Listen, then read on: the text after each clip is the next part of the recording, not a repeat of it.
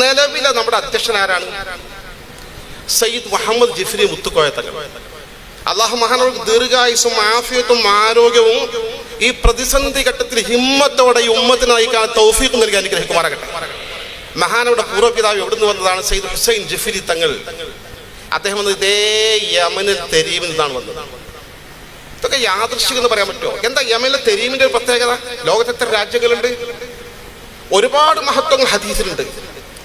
പ്രത്യേകിച്ച് സയ്യിദുന അബൂബക്കർ സിദ്ദീഖ് റളിയല്ലാഹു അൻഹു അമീർ മുഅ്മിനീന്റെ കാലഘട്ടത്തിൽ നബി സല്ലല്ലാഹു അലൈഹി വസല്ലം വഫാത്തായി, ആളുകൾ ആകെ അസ്വസ്ഥരായി, ഒരുപാട് ആളുകൾ മുർത്തദ്ദായി. ഇസ്ലാം എന്നങ്ങനെ പുറത്തേക്കുള്ള ഒഴുക്ക് തുടരുകയാണ്. സക്കാത്ത് പിരിക്കാൻ ചെന്നപ്പോ അവരെ സമ്പത്തിന് സക്കാത്ത് ലഭിയ നിങ്ങൾ പിരിച്ചെടുക്കുന്ന കുറവ് ഞങ്ങൾ നിങ്ങൾക്ക് സിദ്ദീഖുൽ സക്കാത്ത് തരില്ല എന്ന് പറഞ്ഞു.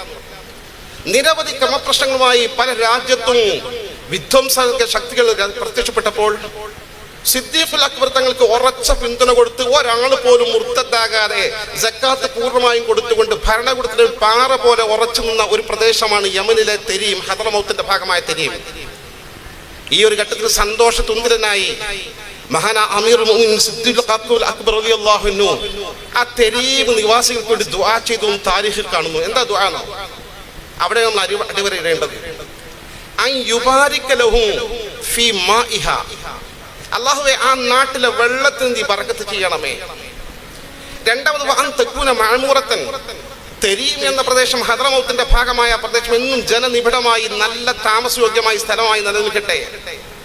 മൂന്നാമത്തെ പ്രാർത്ഥനയ്ക്കാണ് അടിവരയിടേണ്ടത് വഅൻ യുംബിത മിൻഹുൽ ഉലമാ വസ്സാലിഹീൻ കമാ യുംബിതുൽ മാഉ സ്സറഅ, വെള്ളം കൊണ്ട് കാർഷിക വിളകൾ വളർന്നു വരുന്നത് പോലെ ആ തെരീം എന്ന നാട്ടിൽ നിന്ന് സ്വാലിഹീങ്ങൾക്കും ആലിമീങ്ങൾക്കും എപ്പോഴും അവരെ ജനിപ്പിച്ചുകൊണ്ടിരിക്കട്ടെ എന്ന്, മുളപ്പിച്ചുകൊണ്ടിരിക്കട്ടെ എന്ന് അമീർ മുഅ്മിനീൻ സിദ്ദീഖുൽ അക്ബർ തങ്ങൾ അവർ ദുആ ചെയ്തു.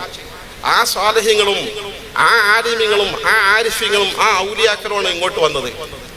അവരെ പിന്തുണ പുറക്കാറാണ് തുടക്കത്തിൽ സമസ്തക്ക് നേതൃത്വം കൊടുത്തത്, ഇടക്കാലത്ത് നേതൃത്വം കൊടുത്തത്, ഏറ്റവും അവസാനം സയ്യിദ് മുഹമ്മദ് ജിഫ്രി മുത്തുക്കോയ തങ്ങൾ ഇന്ന് നേതൃത്വം കൊടുത്തുകൊണ്ടിരിക്കുന്നത്. നമ്മൾ എന്നാൽ അടിത്തറയുള്ള ഒരു വിഭാഗം, നമ്മൾ അടിസ്ഥാനമുള്ള വിഭാഗം, നമ്മൾ കെട്ടുറപ്പുള്ള വിഭാഗമാണ്.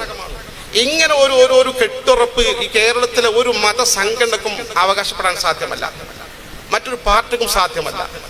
അതുകൊണ്ട് തന്നെ സമസ്ത കേരള ജംഇയ്യത്തുലമയെ ദുർബലപ്പെടുത്താനും അതിനെ ഭിന്നിപ്പിക്കാനും അതിനെ ശിഥിലീകരിക്കാനും ആര് ശ്രമിച്ചാലും ശരി, ആ ശ്രമം വിജയിക്കാൻ പോകുന്നില്ല. കാരണം മഹാന്മാർ സ്ഥാപിച്ച സംഘടനയാണ്.